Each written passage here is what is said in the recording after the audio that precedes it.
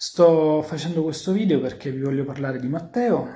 Matteo è un cane che qualche giorno fa il suo proprietario ha deciso di mettergli una catena al collo, di attaccarlo alla propria auto e di trascinarlo per alcuni chilometri per strada, così.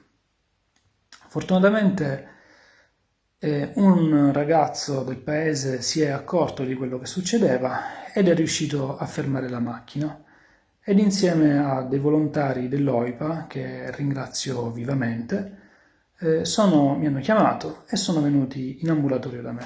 Purtroppo però le condizioni del cane erano molto gravi. Il cane era sotto shock, aveva perso tantissimo sangue e tentava di mordere perché aveva un dolore estremo.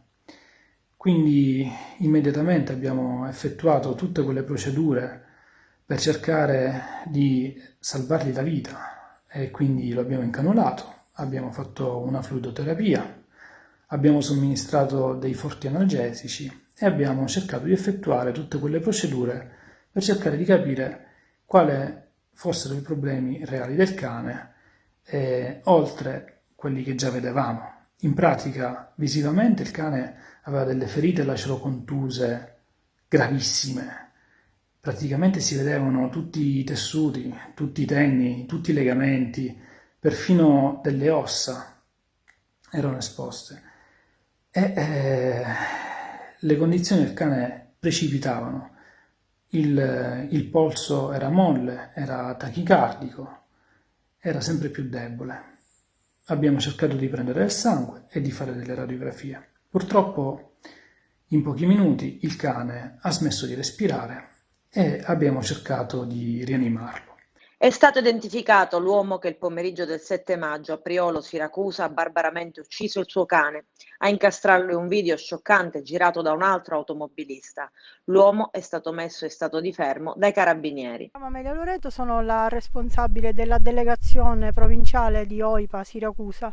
Siamo qui nel luogo in cui ieri è stato abbandonato Matteo, un cane di circa 9-10 anni, un cane di proprietà che è stato trascinato per circa 3 km dal suo proprietario, trascinato legato alla sua macchina con una grossa catena che abbiamo poi pesato e pesa ben 3 kg. È stato trascinato per 3 km e per fortuna un ragazzo concittadino di Priolo ha visto cosa stava accadendo.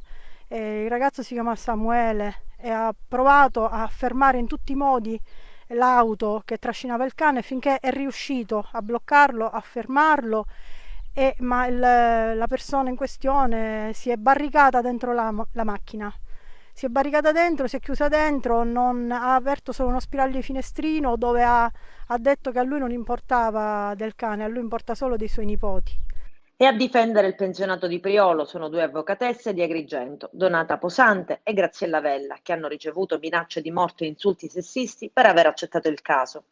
Il sessantenne indagato dalla procura Redusea si è giustificato dicendo di non averlo fatto in maniera volontaria e di aver messo in azione l'auto senza ricordarsi che aveva legato il cane per non farlo fuggire. Il cane è morto.